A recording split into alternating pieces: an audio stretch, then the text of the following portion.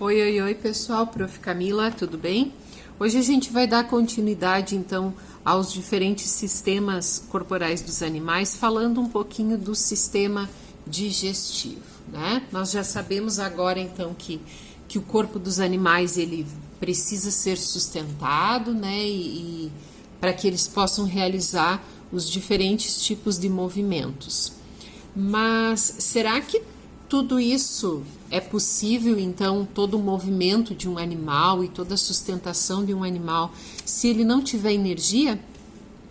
A energia é fundamental para que esse animal ele possa se locomover, ele possa se sustentar. A energia, portanto, ela é base para todas as funções. E quando a gente fala de energia, nós estamos falando de alimento. Um alimento que precisa estar numa quantidade adequada e numa qualidade ou numa variedade também de nutrientes, em termos de nutrientes. Muitos desses nutrientes, eles não são sintetizados pelo corpo e eles chegam no corpo na forma de moléculas maiores e moléculas mais complexas e por isso precisam ser quebrados para que possam chegar a todas as células do corpo. E é aí que entra, então, o processo de digestão, que é o processo de quebra dos alimentos. Então, a digestão é a quebra dos alimentos em partículas menores para produzir energia para o corpo. Que todos os organismos, eles precisam se alimentar, a gente já sabe, né? Para que a gente precisa conseguir esses nutrientes. Só que isso não se dá da mesma forma, do mesmo jeito para todos os animais que a gente tem nos 9 filos. Existem diferentes formas pelas quais ocorre o processo de digestão. E a gente fala em 2 tipos básicos, numa digestão intracelular e numa digestão extracelular, que está lá na página 134 do livro didático de vocês. Quando a gente fala da digestão intracelular, o próprio nome já diz, ela ocorre totalmente dentro das células. Ela ocorre pelo englobamento das partículas, seja partículas grandes, né, através da fagocitose, ou partículas pequenas e líquidas através da pinocitose para o interior da célula. E lá dentro das células, elas são digeridas por enzimas que são liberadas pelos lisossomos que vocês estudaram lá no primeiro ano. Ela vai ocorrer principalmente em protozoários, né, que não são propriamente animais, e em poríferos. Nesse grupo dos poríferos, a gente tem as células responsáveis por esta função que a gente chama, vou colocar aqui, de coanócitos. São estas células responsáveis, então, por esse processo de digestão. Um segundo tipo, não um segundo grupo, e por isso que aqui no vídeo, no resumo, eu coloquei de outra cor. Ela não é um segundo grupo, mas é um segundo tipo de digestão encontrada nos animais. É a digestão que a gente chama de extra e intracelular. Sim, ela é ao mesmo tempo as duas coisas. Ela é um processo digestivo dividido em 2 etapas, aonde na primeira etapa eu vou ter uma digestão extracelular, na qual as partículas elas são parcialmente, só uma parte delas é digerida na cavidade digestiva. E numa segunda etapa vai ocorrer então a digestão intracelular, ou seja, dentro das células.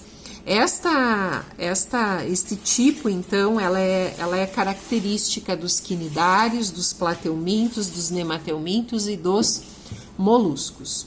O outro grande grupo, então, de digestão celular é a digestão extracelular.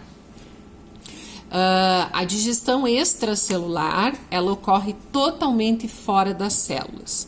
E isso de ocorrer fora das células só foi possível através, então, do surgimento de algumas estruturas, de algumas estruturas que são mais complexas, de alguns órgãos mais especializados propícios para esta função.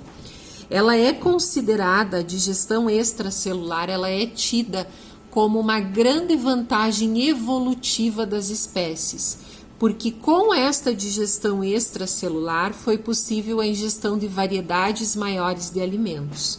E aí nós temos esse tipo de digestão extracelular presente no grupo dos anelídeos e em todos os vertebrados. Da mesma forma como a digestão extra e intracelular não era uma classificação geral, nós temos o que a gente chama de digestão extracorpórea. É uma digestão peculiar, ela é presente nos aracnídeos, então ela é típica das aranhas. E esses animais, eles acabam liberando algumas enzimas no corpo das suas presas e que vão sendo digeridas, então, e assim elas conseguem ser sugadas. A digestão é concluída extracelularmente no tubo digestivo, tá? A gente sabe, então, que existem animais, a gente já viu que existem animais que têm tubo digestivo completo, e outros que têm um tubo digestivo incompleto. O incompleto são aqueles animais que só têm uma cavidade, uma abertura. Então, o alimento vai entrar e o alimento vai sair por aquele mesmo buraquinho. E aqueles animais que têm uma digestão completa, eles vão apresentar duas aberturas. E por isso eles são chamados de deuterostômios, né? Que são aqueles que vão apresentar uma cavidade, uma abertura por onde o alimento vai entrar e outra abertura por onde o alimento vai sair. E aí, se a gente puder entender que a gente está falando neste momento de animais deuterostômios, nós temos um sentido de toda esta alimentação, desde o momento que ela entra nesta cavidade até o momento em que ela sai do corpo, aquilo que não é mais útil, não é mais necessário. Então, a gente fala do sentido da cavidade bucal para a faringe, para o esôfago, para o estômago e depois, por fim, para o intestino. Geralmente, pessoal, quando a gente fala do sistema digestivo, nós estamos também falando da presença de glândulas associadas que vão auxiliar nesse processo todo deste percurso, né? A exemplo disso, a gente tem, por exemplo, as glândulas salivares, o fígado, o pâncreas, que vão ser estruturas que a gente vai, ao longo do semestre, também estudar. Certinho? Beijinho, beijoca, até o próximo vídeo.